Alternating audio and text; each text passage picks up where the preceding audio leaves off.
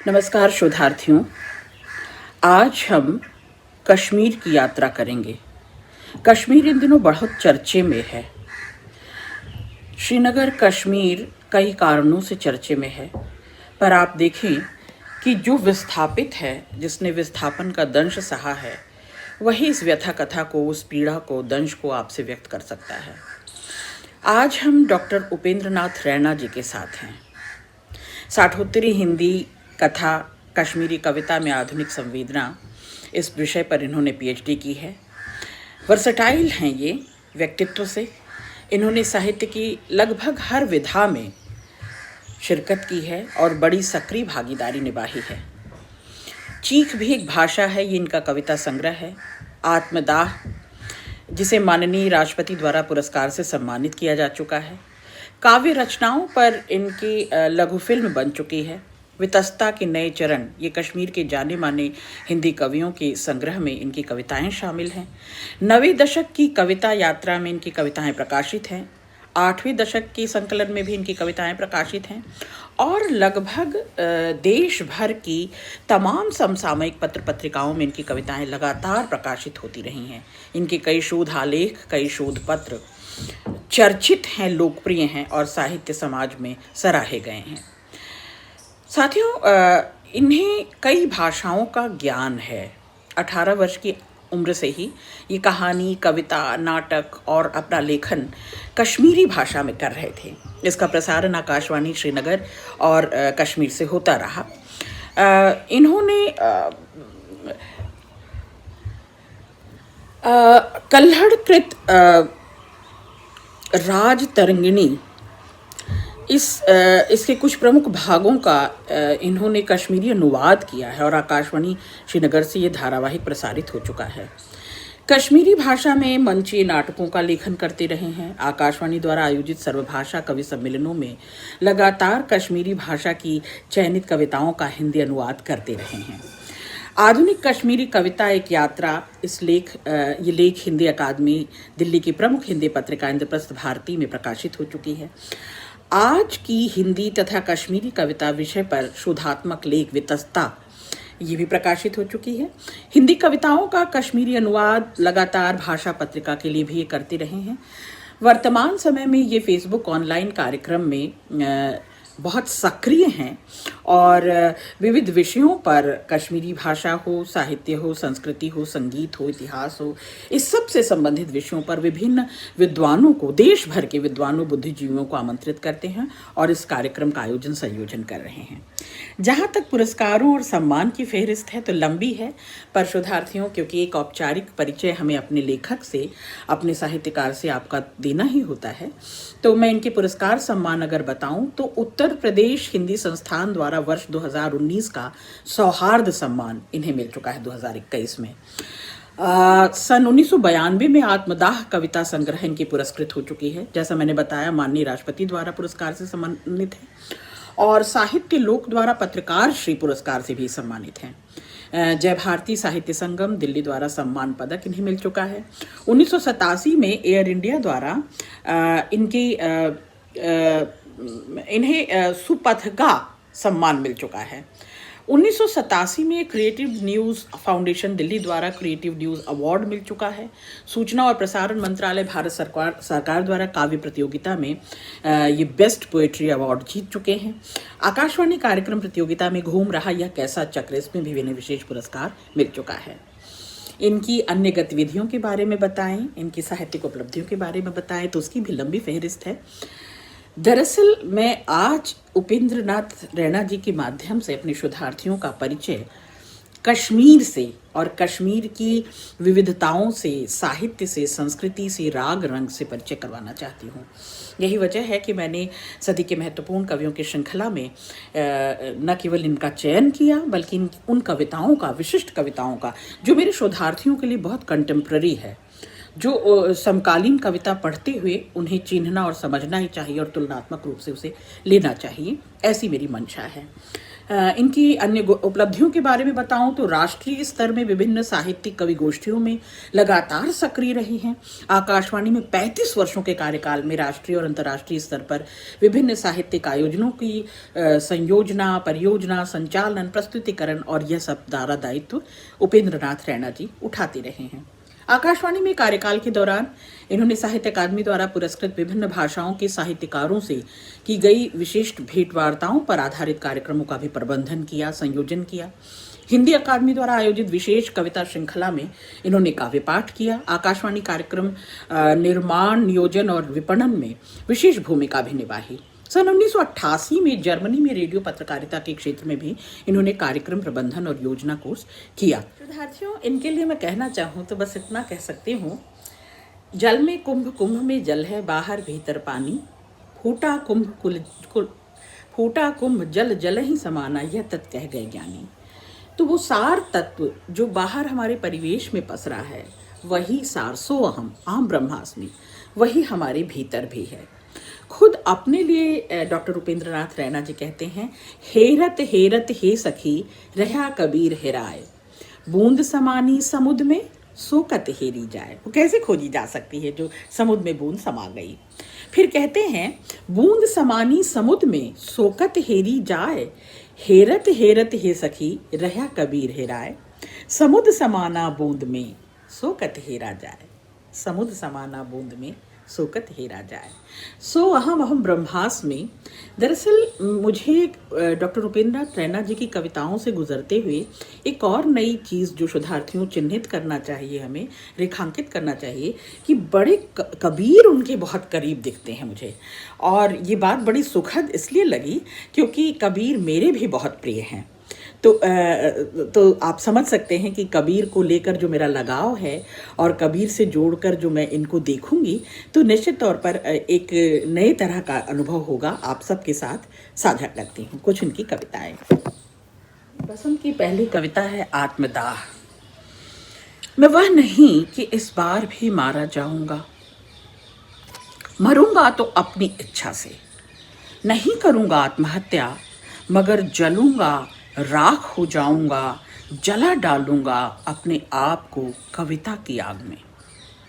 सृजनात्मक छटपटाहट है ये वो यातना है, वो दंश है जिससे मैं गुजरते हुए सर्जनात्मक होऊंगा, रचनात्मक होऊंगा और रचनात्मकता बची रहेगी। तो कविता की ही थाह में कवि विश्राम चाहता है और कहीं नहीं। खुद जलेगी नहीं कविता, भस्म नहीं होंगे उसके शब्द अर्थ, वे तो उसकी लय में हैं। मैं लय में विलय हूँ, कविता में ध्वनि हूँ, आग हूँ जीवन की, इसलिए जला डालूंगा नहीं खुशबू कविता की। बर्दाश्त नहीं होगा मुझसे कि अब की बार फिर मारा जाऊंगा, वह भी जब नहीं होगी मेरे साथ कविता मेरी। यदि करना होगा निश्चित ही अंत मेरा, तो मैं अपनी कविता की आग से, लय से, शब्द अर्थों से जला डालूंगा अपने आप को, खुद करूंगा आत्मदाह जब कविता पूरी तरह मेरी हो चुकी होगी। शोधार्थियों, ये प्रसव पीड़ा, ये सर्जनात्मक छटपटाहट, ये बेचैनी, ये जड़ताओं से उबरने की, यथास्थिति से उबरने की, तमाम यंत्रणाओं और पीड़ाओं से उबरने की छटपटाहट जो डॉक्टर उपेंद्र नाथ रैना में है, दरअसल यही उस पीड़ा को बहुत अच्छे से, बहुत गहराई से समझ सकता है, चीन सकता है, जो इससे तदात्कार कर चुका हो, जो तन्मय हो चुका हो, उसके साथ एकाकार कर चुका हो, जो इस सर्जनात्मक छटपटाहट से गुजरा हो, उसी को यह पीड़ा, ये दंश, ये छटपटाहट और ये प्रसव, जिसे मैं कहती हूँ प्रसव पीड़ा, समझ में आएगी। क्योंकि जाके फाटे न बिवाई सोखा जाने पीर पर आई। तो जिसके पैर में बिवाई फटी नहीं है, जिसको ये पीड़ा हुई नहीं है, ये रचनात्मक छटपटाहट, ये बेचैनी हुई नहीं है, वह इससे साधारणीकरण नहीं कर पा रहा है। वह इन भावों की गहराइयों तक और इसके विस्तार तक पहुंचने में ज़रूर अक्षम होगा, लेकिन डॉक्टर उपेंद्र नाथ रैना कहते हैं कि मुझे तो कल ही मिलता है, मेरी बेकली दूर ही होती है और कल मने चैन, मुझे सुकून ही मिलता है कविता की थाह में जाकर, और मैं मरना भी चाहूँगा तो उसकी गोद में, उससे पहले मुझे कोई नहीं मार सकता। आत्मा अजर अमर है, वो नष्ट नहीं हो सकती, हम न मरी हैं संसारा। उपेंद्र नाथ रैना जी की इन 5 कविताओं से गुजरते हुए शोधार्थियों, मुझे बार बार कबीर याद आते रहे, और मैं कविताओं के साथ जो कुछ मुझसे बन पड़ेगा एक्सटेम्पोर, मैं उनको कोट करती चलूँगी। दूसरी कविता है आत्मा को छूते हुए। उस दूरी तक जब मैं पहुंचा, तुमने इतिहास दोहराना शुरू कर दिया और मेरी मुट्ठियों में बंद मेरी लावारिस होने की खबर को गलत साबित करने के लिए तुमने मेरे हाथ काट दिए। सिर काट नहीं सकते, सिर, सम्मान, आत्मबल, आत्मविश्वास, आत्मसम्मान, ये कवि की ठसक है। सिर, सिर नहीं काट सकते थे, सिर काट नहीं सकते क्योंकि तुम्हारा कद मुझसे बहुत छोटा है। मेरी पीठ पर खड़े होकर भी तुमने एक फासला तय करना चाहा। मेरी रीढ़ की हड्डी को बैसाखी बनाकर एक बहुत ऊंचाई पार करने की कोशिश में तुम्हारी आत्मा से सभी कपड़े उतर गए और तुम अपना नंगापन छिपाने के लिए मेरे शरीर के आर पार हो गए, मेरी आत्मा को छूते हुए। डॉक्टर उपेंद्र रैना जी दरअसल शोधार्थियों यह बताना और जताना चाहते हैं कि जो विध्वंसक शक्तियां हैं, जो क्रूर अराजक शक्तियां हैं, जो नाश और क्या कह सकते हैं, विस्फोट ला रही हैं, अमानवीयता फैला रही हैं, अराजकता फैला रही हैं, जो नाश के लिए उत्तरदायी हैं, वे कभी बड़ी और ताकतवर नहीं हो सकती। जो प्रेम कर रहा है, जो फूलों की तरह चीज़ों को सहेज रहा है, जो सुरक्षा और संरक्षण दे रहा है, जो प्रेम प्यार मनुहार में लगातार संलग्न है, उनसे ये क्रूर ताकतें, ये हिंसक ताकतें कभी बड़ी नहीं हो सकती। उनका कद हमेशा ही छोटा ही रहेगा। वे कभी नहीं आपकी ऊंचाई पा सकेंगे और आपके आत्मसम्मान को, आपकी गरिमा को, आपकी मर्यादा को कभी ठेस नहीं पहुंचा सकेंगे। इसीलिए वो कह रहे हैं सिर बचा लिया मैंने। सिर तक तुम नहीं पहुंच सकते थे, मेरे आत्मसम्मान तक, मेरे गुरूर तक, मेरी जो विरासत है, जो मेरा ऐतिहासिक वैचारिक विरासत है, जो मेरी ताकत है, उस तक तुम पहुंच नहीं सकते और उसके प्रति हिंसक और क्रूर नहीं हो सकते। तो ये एक आशा जगाती हुई, एक उम्मीद जगाती हुई कविता है जो बहुत दूर तक और देर तक साथ निभाएगी शोधार्थियों। तीसरी कविता है साजिशें। मुझे ये सारी कविताएं राजनीतिक और सामाजिक मैं क्या कहूँ इसे, सरगर्मियों से, बल्कि सरगोशियों से कहूँगी कि बहुत लैस लगी, बहुत डूबी हुई लगी, और ऐसा लग रहा था कि कवि बहुत गहरे से उनमें डूबकर वो उभार लाता है और बड़ा जोखिम उठा रहा है, बड़ा साहस निभा रहा है अपनी कविताओं में।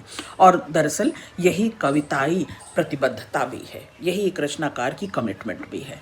साजिशें कुछ इस तरह हुआ कि लगातार पेड़ उगते गए और परिंदों को घर की तलाश रही। अनायास मौसम बदल गया कि हम अपने घरों से बाहर निकल आए। कुछ इस तरह क्यों हुआ कि अब हम इस मंथन से विष बाहर नहीं निकाल पाते हैं। मंथन जैसा समुद्र मंथन हुआ था और हमने सारा अमृत तत्व ले लिया था, इस तरह कब तक हम मौन सहते रहेंगे और परिंदों को घर की तलाश में देखते रहेंगे। मौसम की साजिशों से यदि घर शहर को जंगल की सभ्यता में ही बसाना था तो क्यों हम सांप का विरोध कर उसकी नीयत से अपरिचित होने की बात करते। सांप जो विषधर है, जो ख्यात है अपने जहर के लिए, दंश के लिए, घात करने के लिए, चोट पहुंचाने के लिए, उससे हम क्यों शिकायत करें, उसका हम विरोध क्यों करें, जबकि मनुजता दरअसल ज़्यादा जहर, ज़्यादा दंश, ज़्यादा विध्वंसक, ज़्यादा क्रूर होती जा रही है। मनुजता को बचाने की ज़रूरत है। ये तो हमारी आदिम फितरत नहीं थी। समूची सृष्टि को, समूची प्रकृति को और मानवीय प्रजाति को दरअसल इस जहर से खतरा है। तो जो नीयत है, जो साजिश है, हम भीतर को भांपने से पहले बाहर को देखकर क्यों अनुमान लगा लेते हैं? कब तक सहेंगे इसे? और कवि के कई सवाल हैं इस कविता में दरअसल, कि जब तक आश्रय नहीं मिलता पंछियों को, जब तक हरे भरे पेड़ नहीं होते, जब तक पंछियों को अपनी आकुल उड़ान से विश्राम नहीं मिलता, लगातार ये भटकन रहेगी, लगातार ये विध्वंस चलता रहेगा और समूची मानवता को ये संकट सहना पड़ेगा। तो ये कुछ सवाल अपनी आने वाली नस्ल से, और कहने के लिए कि सांप ही विषधर जहरीला नहीं है। दरअसल देखिए, आदिम फितरत किस तरह से बदलती जा रही है और हमारी नीयत किस तरह से बदलती जा रही है, जो पूरे प्रारब्ध को रचेगी। अगली कविता है बाकी बचा हुआ सन्नाटा। तुम फेंक आओ अब कहीं बाकी बचा हुआ सन्नाटा, सूनेपन से अपनी मुस्कान वापस लो, सिर्फ फितरत बदलने से सदियों का इतिहास नहीं मिटता। सन्नाटे से आज तुम जो इबारत लिख रहे हो वो किसी एटम बम से कम नहीं होगी, क्योंकि नमूदार होगी जब सन्नाटे की ये इबारत भूल चुके होंगे सभी रोशनी का व्याकरण, और फिर हर तरफ नजर आएंगी सिर्फ चलती फिरती छायाएं। इसलिए अब जरूरी हो गया है कि जो कुछ भी सन्नाटा बचा है तुम्हारे पास, इसलिए अब जरूरी हो गया है कि जो कुछ भी सन्नाटा बचा है तुम्हारे पास, फेंक आओ उसे कहीं, खाली करके आओ अपनी जेबें, भर दूंगा उनको मैं बहुत सारी जन्म तिथियों से, जिनका इतिहास लिखा जाना अभी बाकी है, जिनका इतिहास लिखा जाना अभी बाकी है। कवि का यही दाय है, कवि यही थाती सौंपता है आने वाली संतति को, आने वाली सृष्टि को, अपनी आने वाली जिनसे वो उम्मीद पालता है, जिनको उम्मीद सौंपता है। और वो कहता है कि ये सारी उदासी, निराशा, ये जो अलगाव है, ये जो तुम तटस्थ हुए जाते हो, अपनी अपनी सुरक्षा कवच में, अपने अपने खोह में दबे जाते हो, जो एक भय है, जो एक संत्रास पीड़ा है, दरअसल ये तुम्हें खाए जा रही है। और फिर ये भीतर से सारी संवेदना को, सारी मानवता को, सारी मर्म और करुणा को निचोड़े दे रही है। इसके प्रति तुम धीरे धीरे रिक्त होते जा रहे हो, धीरे धीरे इसके प्रति तुम क्या कह सकते हैं, अलग होते जा रहे हो। तो ये तटस्थता बर्दाश्त नहीं है कवि को, और कवि कहता है कि मैं साथ निभाऊंगा, तुम जाओ, ये सारी उदासियां फेंकाओ, ये सारी निराशाएं फेंकाओ, ये जितनी चुप्पी है, जितनी खामोशी है, जो अनुत्तरित रह गया है, जो बहुत सारा संकोच और सिमटाव है, जो सिमटता जा रहा है तुम्हारे भीतर, इन सबको, इन सारे सन्नाटों को फेंकाओ, तो मैं बहुत सारी रोशनी उम्मीद से तुम्हें भर दूंगा। एक कवि की जिम्मेदारी भी यही बनती है। और ये कविता विशेष प्रिय है मुझे, ये डॉक्टर उपेंद्रनाथ रैना जी को विशेष प्रिय है। और जब मैंने उनसे संवाद किया तो उन्हें लगा कि निर्वासन में माँ, ये कविता पढ़ी जानी चाहिए, निश्चित तौर पर पढ़ी जानी चाहिए। आप कविता देखें। माँ, हम घर छोड़ आए हैं, आज कहाँ हैं, किस पथ पर, जनपथ पर या राजपथ पर। माँ, घर छोड़ते वक्त तुम भूल आई थोड़ी सी आग, शायद बुझी नहीं होगी अभी, क्या इसीलिए हम अभी जीवित हैं। माँ, घर छोड़ते वक्त हम अपनी नदी भूल आए वहाँ, अब कैसे बह रही होगी, कैसे हमारा विरह सह रही होगी। माँ, मुझे वह नदी बहुत याद आ रही है, जब भी लौट आएंगे हम घर अपने, क्या नदी सूख गई होगी। मैं अपनी आंसुओं की धारा से सूखने नहीं दूंगा अपनी नदी को। माँ, तुम जीवित रहना, अपने भीतर नदी को निरंतर जीवित बहते रखना। माँ, नदी को अभी युगों युगों तक जीवित बहते हुए देखना है। ये जो सतत है, ये जो लगातार है, ये जो प्रवाह में है, दरअसल जीवन की संजीवनी यही है, जीने की वजह यही है कि हम अपने स्रोतों की ओर, अपनी ऊर्जा की ओर, अपनी गरिमा की ओर, अपनी मर्यादा की ओर, और जो कुछ हमारी विरासत है, जो समृद्ध है। उपेंद्रनाथ रैना जी कहते हैं, वो नदी, वो पहाड़, वो घाटियाँ, वो स्रोत जो जिससे हमारे नाभिनाल का संबंध था, जो जो हमारी माँ के होने का और माँ से जो नाता रहा और माँ से जुड़ा हुआ जो परिवेश था, उससे जो हमारा नाता रहा, उससे छूटना छिटकना दरअसल हमें बेजान कर देना है। जड़ों से उखड़ कर विस्थापित होकर हम कब तक जिएंगे? हम जब जब उखड़ेंगे कहीं रोपे नहीं जा सकेंगे, कहीं स्थापित नहीं सकेंगे, और वो शीर्ष, वो गरिमा, वो मर्यादा, वो आबरू, वो इज्जत, वो ठसक, वो आन बान शान वापस पुनः क्या लौटा पाएंगे? क्या उसे फिर से कमा पाएंगे? क्योंकि उसके लिए तो कमासुत होना पड़ता है। अपनी जड़ों से टूटा हुआ, उखड़ा हुआ व्यक्ति हो या पूरी सृष्टि हो, समूची मानवीय प्रजाति हो, अगर अपनी जड़ों से उखड़ चुका है, अपनी पैतृक विरासत से उखड़ चुका है, माँ के नाभिनाल से उखड़ चुका है, माँ के परिवेश से उखड़ चुका है, नदी जल जंगल पहाड़ से उखड़ चुका है, तो वह दोबारा कहाँ रोपा जा सकेगा? उसका विकास कैसे होगा? बहुत शुक्रिया।